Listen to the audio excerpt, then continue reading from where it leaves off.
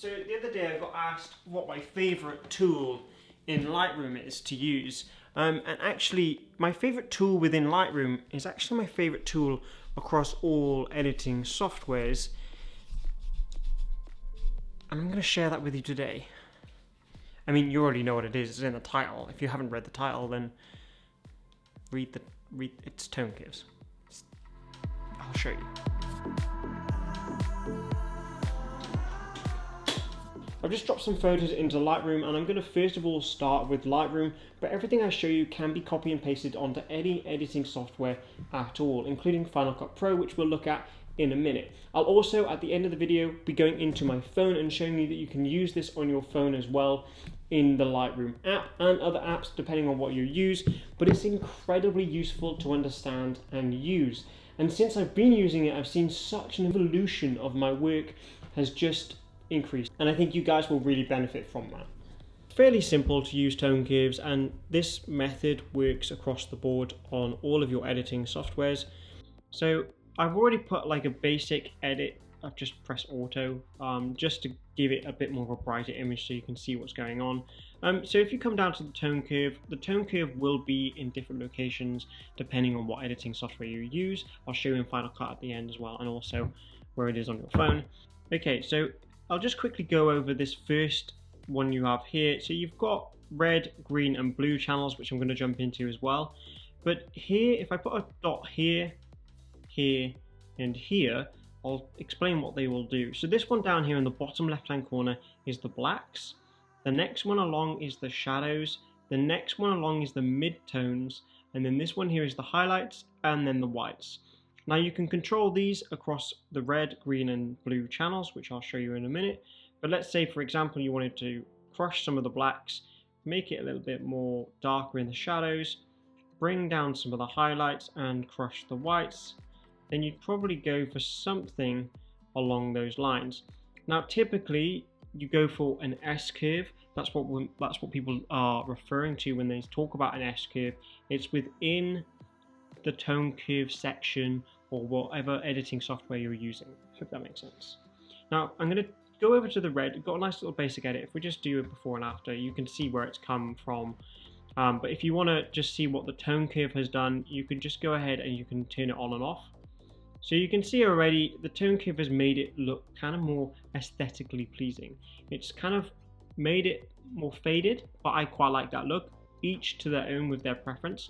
So we'll go over to the red channel now. So obviously up this end, so all the way up here you've got the reds, and then all the way down here you have the blues, tealy blue color. So if you go to the midtones and you bring it towards the blues, obviously all of the midtones are going to be more towards the blue. If you take it towards the red, you get the point. So again, we're going to put those points in across here. So we've got those control points from the blacks all the way through to the whites. Now in the shadow area, I like my shadows to be a little bit more blue. So I'm going to bring that down into the blue area. And I'm going to counteract that with bringing up just the blacks into the reds a little bit to give it, just to give it a little bit more. The whites I'm going to bring down again into the blue section just slightly because of the editing preference that I have. Again, everyone is different. And then the highlights I'm going to push slightly towards the reds. So as you can see, there is a slight S, again, S curve. And that's what I'm going to leave the red channel for. I'm then going to go over to the green channel. Again, if we put the selections in, if we just put a midtone in for now, you can see again, if we go towards the greens, you can see the midtones are now green, and same with magentas. What I'm going to do is I'm going to put the points in here like before, and again, I'm going to do very subtle changes, creating that kind of S-curve. So just like that. Now, you don't have to do an S-curve, you can go crazy with your creative style. I'll show you in a minute what I mean. And then I'm going to go over to the blues, and I'm just going to go ahead and just quickly select these here and do the same. And I'm only doing a really basic, quick tutorial, well not tutorial, but quick example of what I would do. So you can see here that the shadows are a little bit, I said earlier that I like my shadows blue. They're a bit yellow for me, so I'm going to bring those up there. And if we just turn all of these channels on and off, you'll be able to see the difference. So this is without any of the tone curve, and that's with the tone curve. So alone, before you even touch the HSL sliders or the calibration sliders within Lightroom, you've already got yourself a really good image. So what I'm going to do is I'm going to reset all of these, and I'm just going to show you quickly what I would typically do. So I'm going to put 1 point in, I'm on the blue channel, I'm going to put 1 point in the highlights and 1 point in the shadows. I'm going to drop that, bring that up, I'm going to go to the reds, do the same, drop that, bring that up. And I'll explain in a minute once I've just gone through this. This is kind of my workflow that I like to work with, and then I kind of go from there. Okay, so go over to the blues now. Okay, I can see again, like I said, I like my blues a little bit more. I like my shadows a little bit more blue. So I'm going to bring that up like so. I'm going to put a couple more control points here because I want a bit more. I want to be able to control a little bit more. So I'm going to bring that blue slider down there. I'm going to put another control point so I can get more specific in how I have this curve twisting and going the way I want. And I'm going to bring this here. I'm going to just, the midtones, I quite like them towards a little bit more of the warmer tones. And then the highlights, I quite like how they're looking there. Okay, I'm going to come over to the reds. Again, I'm going to bring this one right down to give it that tealy kind of look. I'm going to do another control point, bring that up slightly, and I'm going to push that towards the reds. So I've got that kind of quick increase in the shadows area. I'm going to bring up the black slider here, the black tones into the reds a little bit more. And I'm going to bring down the whites into the teal color. Okay, I'm going to leave the greens as it is because I quite like how that is. What I would typically do now, because it's gone very contrasty, I would come into the basic settings and I would just remove some of that contrast slightly. And again, you can play around here. You can, move the whites, the highlights, bring up the shadows, whatever you want to do, whatever your creative process is. And you come to a final image that's quite, with all those basic, very simple steps to do, it's pretty good. If you turn those on and off, that's not bad. When you go from that to that really easily, just from tone curves and a few basic settings, it's pretty cool. And then obviously once you go into the HSL slider, I'm going to be doing a full editing breakdown coming soon. So if you're interested in that, hit the subscribe button, hit the notification bell, and I'll be getting into that. Now I did say I'm going to jump into Final Cut Pro.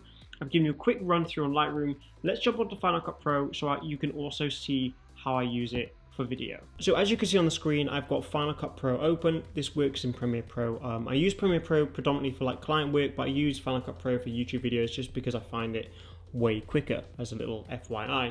I'll also be showing you on my phone in a minute, but let's just quickly show you on here. So go up to, you can either grab the color board and drag the color board over onto your clip, or you can just click it up here. I tend to just click it up here. Here where it says no corrections, all you want to do is click on there and it'll say color curves. Click on color curves, and again, the same layout as what we just saw in Lightroom is going to be in front of you. So then again, I'm going to do it the same. Again, you've got blacks through to whites. I'm going to put in the control points that I want to use. I'm going to drop that there, bring up the blacks, going to crush the blacks a bit. I'm going to bring down the highlights and the whites. Now this clip is slightly blown out in the highlights up there, but hey, this was just a vlog and I'm just showing you how you can improve your footage even if it's straight out of camera. So again, you've got the midtones you can play around with. I like the midtones where they are. If we go to the red section, we're going to do the same, put in those points, and we're going to do that all the way through until we've got them all done. Then I'm going to drop that down like so until I like the colors, and I'm going to bring that up slightly in the highlights. I want my highlights to be slightly red. I'm going to drop the whites down towards the blues, and I'm going to crush those blacks again. So again, with the greens, I'm going to crush that there, bring that down the midtones. I'm going to push the midtones up slightly to give me a more greener look, and then I'm going to bring the whites down slightly, and then same with the blues. So I'm going to bring the blues down like so, just ever so slightly, very minor adjustments. And with the highlights, I'm going to push it up, and the whites I'm going to bring down. Blacks I'm going to crush towards the blues. And now that's only very small. They're only small minor adjustments if you can see them on the screen. But if we turn that on and off, you can see the difference. Like, that makes such a difference.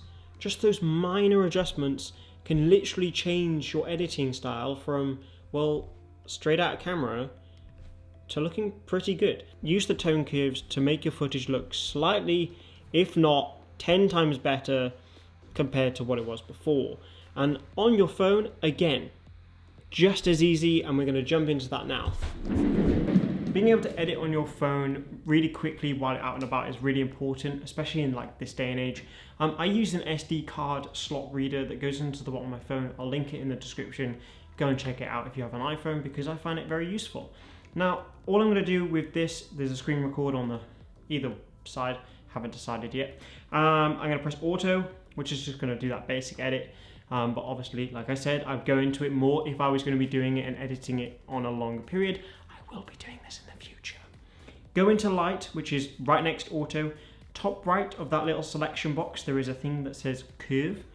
Press that, and you're going to be greeted with the same curves as we saw at the beginning of the video. So again, you can go in and do your basic edits. You can put in your control points on the blacks, shadows, midtones, highlights, whites, and all of those, and you can go ahead and do the adjustments as before. So I'm going to just do a slight little edit just to show you it's the same process. Very slight edit just to show you. I mean, even just that, even that looks good. If you do a little before and after, you know, just having that at your fingertips to be able to edit within seconds while you're out and about is just really key, especially if you're on a shoot and you have a client that's like, look, can we get something up on our socials today to say you're here and maybe we can post something or whatever. I've had that in the past where I've just literally quickly done something like that on my phone on set, and just they've posted it straight away. So I think it's really key to understand tone curves and be able to use them on a really regular basis to be able to up your creativity and to be able to get those bashed out edits like that when you're out and about shooting.